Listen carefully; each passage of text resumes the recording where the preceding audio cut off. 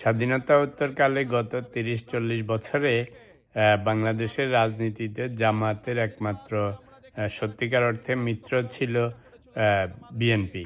এবং এইবারে গত এই জুলাই অভ্যুত্থানের পরে তারেক রহমান দেশে আসার পর থেকে জামায়াতিদেরকে যথেষ্ট সম্মান দেখিয়েছে। ইলেকশনের আগেও যথেষ্ট সংযম দেখিয়েছে তাদের আগের কার্যকলাপ নিয়ে বা যুদ্ধাপরাধী এই সমস্ত জিনিস নিয়ে কখনো কথা বলে নাই। ইলেকশনের পরেও যে ওনাদেরকে অনেক সম্মান দেখানো হয়েছে, তাদেরকে বাসা বাড়িতে এখানে ওখানে দেখা সাক্ষাৎ দেওয়া হয়েছে। তো এই প্রথম জামায়াতিদের অনেকটা স্বর্ণযুগ শুরু হয়েছিল এবং সেটা ভোগ করারও সময় এসছিল এবং পুরনো সব কীর্তিকলাপও মুছে যাওয়ার একটা চান্স এসছিল। কিন্তু তাদের স্বভাব যেরকম, তারা সেগুলিকে এখন নষ্ট করে ফেলতেছে সব।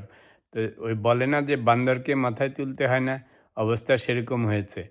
তা জামায়াত ইলেকশনে জিতে নাই সেই দুঃখে, সেই রাগে, সেই লোভে এখন বিএনপির বিরুদ্ধে এমনভাবে লেগেছে যে বিএনপি এখন বাধ্য হচ্ছে সেই পুরনো সব কিছু টেনে তোলার জন্য। দেখেন যে তারেক রহমান সাহেব গত কিছুদিন ধরে যেখানেই বক্তৃতা বিবৃতি দিচ্ছে, জামায়াতের সমস্ত আগের কীর্তিকলাপ তুলে ধরতেছে। তো এখন বাংলাদেশে গত ৩০-৪০ বছর ধরে দেখেছেন আওয়ামী লীগ কখনোই জামায়াতকে খুব বেশি পাত্তা দিত না, শুধুমাত্র ইলেকশনের জন্য কোনো সময় ওদের সাথে নিয়েছে। এছাড়া ওরা সবসময় জামায়াতকে রাজাকার বলেই ওদের প্রথম একমাত্র সম্বোধন ছিল। বিএনপি একমাত্র একটু সফট ছিল। কিন্তু এই নির্বাচনের পরে জামায়াতের এত উন্নতি হয়েছিল, বিরোধী দল হয়েছিল, কিন্তু তাদের লিডারশিপের জন্য তারা নিজেদের ভবিষ্যৎটা নষ্ট করে ফেলতেছে 100%। সামনে আর তাদের কোনো মিত্র নেই। বাংলাদেশে আওয়ামী লীগ এবং বিএনপি এই দুটো হচ্ছে মেজর পার্টি। আওয়ামী লীগ এখন থাক বা না থাক, কিন্তু জামাত সবসময় ৩ নম্বর হিসাবে ছিল। তো এখন এইবারে যা করতেছে, বিএনপিও এখন 100% নেমেছে এবং এই ধারা যদি অব্যাহত থাকে আগামী 5 বছর, তাহলে ধরে নিতে পারেন জামাতের রাজনীতি এখানেই শেষ। কারণ যদি আওয়ামী লীগ রাজনীতিতে ফেরত আসে, ওরা আগেই জামাতের 100% বিরুদ্ধে ছিল। তারপরে গত 2024-এর আপরাইজিংয়ের সময় জামাত যা করেছে, একটা অপরচুনিটি ছিল জামাতের জন্য। সুন্দর বিরোধী দল হয়েছে, ওদের মিত্র এসছিল সরকারে। তারপরে তারেক রহমান সুন্দর ওদের সাথে ইলেকশনের আগে পরে কত সুন্দর করে দেখা সাক্ষাৎ দিয়েছে।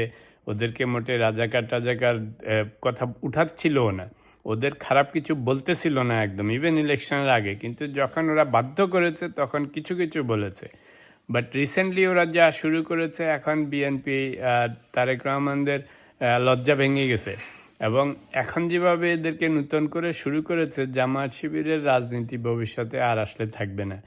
তবে সত্যিকার ভালো জামায়াতি যারা, মানে আপনারা যারা জামায়াতের সত্যিকার ভালো সমর্থক, তাদের দুর্ভাগ্য আমার মনে হচ্ছে যে আপনাদের লিডারশিপ, আপনাদের এখন যে মেইন লিডারশিপ আছে উপরের দিকে, এরা আসলে কেউই জামায়াতের না বলতে গেলে। এরা বেশিরভাগই জাসদ দেশ থেকে এসছে, আপনাদের আমির সহ। তো ফলে এরা আপনাদের আসল যে জামায়াতি ভাবও আমার মনে হয় ধারণ করে না। শুনতে খারাপ লাগবে, কিন্তু they do not really represent আপনাদের যে জামায়াতের যে সমস্ত কর্মকাণ্ড, ইসলামিক ভাবধারা বা আপনারা যে ধরনের রাজনীতি চান। আমি আগেও আমার দু একটা ভিডিওতে বলেছি যে এখন হয়তো সময় এসছে আপনাদের লিডারশিপের দিকে নজর দেয়া। কারণ অনেক সময় বাচাল বা নির্বুদ্ধিতাপূর্ণ লিডারশিপ কিন্তু একটা দলকে নষ্ট করে দেয় অনেক লম্বা সময়ের জন্য। তো সেটা এখন আপনাদের রিভিজিট করার টাইম এসছে। কারণ এই সময়ে দেখেন, এইবার বিএনপি ছিল ক্ষমতায়, তারেক রহমান আপনাদেরকে কত সম্মান করতেছিল শুরু থেকে। আপনারা যদি বিরোধী দলের থেকে বিরোধী দলের দায়িত্ব পালন করতেন এবং সুন্দর করে পলিসি মেকিংয়ের জন্য বা যে সমস্ত জিনিস দুই পক্ষ মিলে করা যায় সেগুলি করতে পারতেন, বিএনপি এবং তারেক রহমান আগামী 5 বছর আপনাদের খারাপ কিছু বলতে না, তাহলে আপনাদের অনেক সুনাম হতো, আপনাদের সেই রাজাকার ট্যাগ অনেকটা চলে যেত। কিন্তু আপনারা সেই ইলেকশনে না জেতার ক্ষোভে আর লোভে এমন শুরু করেছেন এখন যে নিজেদের গর্ত নিজেরাই ঘুরতেছেন। তবে আমার ধারণা এই বেশিরভাগ জিনিসই হচ্ছে লিডারশিপের কারণে। তো এখনও সময় আছে। মাঝে মাঝে লিডারশিপকে রিভিজিট করতে হয়, কারণ এরা সব ভাড়া করা লিডারশিপ। আপনারা যদি এদের বায়ো দেখেন, উপরের লেভেলে বেশিরভাগই কিন্তু আপনাদের আসল জামায়াতি না, আসল ইসলামী শিক্ষায় শিক্ষিত না। সেই জন্যই ওনারা যা ডিসিশন নিচ্ছেন, যতটা না পার্সোনাল বা ব্যক্তিগত লাভের জন্য করতেছেন, ততটা আপনাদের দলের জন্য চিন্তা করা হচ্ছে না। জানি না, এটা আমার আউটসাইডার্স ওপিনিয়ন। কারণ জামায়াতের যদি লং টার্ম দল হিসাবে এবং ভবিষ্যৎ চিন্তা করে ডিসিশন নেওয়া হতো, তাহলে এত আর্লি বিএনপির এগেনস্টে বা সমস্ত কিছু নিয়ে লাভ দিয়ে পড়ার কারণ ছিল না। কারণ এখনও সত্যিকার অর্থে দেশে ইলেকশনের পরে তেমন কোনো মেজর চেঞ্জই হয়নি।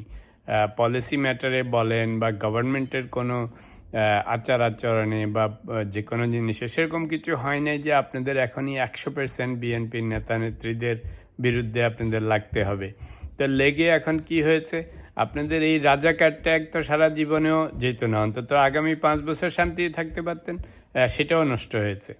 কন্টিনিউয়াসলি বিএনপির বিরুদ্ধে লাগছেন। এখন দেখেন খোদ তারেক রহমানই লেগেছে। তো আপনাদের কি অবস্থা হবে চিন্তা করে দেখেন। আগামীতে যদি আওয়ামী লীগ ফেরত আসে, তো আওয়ামী লীগ বিএনপি দুটা যদি আপনাদের বিরুদ্ধে এই রাজাকার খেতাব নিয়ে নামে, কি অবস্থা হবে চিন্তা করেন। কারণ আপনাদের অতীত তো ভালো না। তো যাই হোক, এখন আপনাদের সামনে দুটা পথ খোলা আছে, অ্যাকচুয়ালি 3টা পথ খোলা আছে। জামাত দল হিসাবে আপনাদের লিডারশিপের উপরের দিকে খেয়াল রাখতে হবে, সেখানে পরিবর্তন আনতে হবে যদি দরকার হয়, 1 নম্বর। 2 নম্বর হচ্ছে আপনাদের নীতির পরিবর্তন করতে হবে, যে সরকারের সাথে আসলে সমঝোতামূলকভাবে যে সমস্ত কাজ দেশের জন্য দশের জন্য ভালো হবে সে সমস্ত পলিসি নিয়ে কাজ করেন। আদারওয়াইজ খামাখা ওদের বিরুদ্ধে লাগতে যেন না। আর 3 নম্বর হচ্ছে যে এখনও সময় আছে নিজেদেরকে একটু বদলে ফেলার, নাইলে সামনে ওই যে বললাম, এটাই হচ্ছে আপনাদের লিগ্যাল রাজনীতির শেষ অধ্যায়। এবং এই নাটকের শেষ হবে বিএনপি গভর্নমেন্টের এই টার্ম শেষ হওয়া, অথবা যখন তাদের গভর্নমেন্ট শেষ হয়।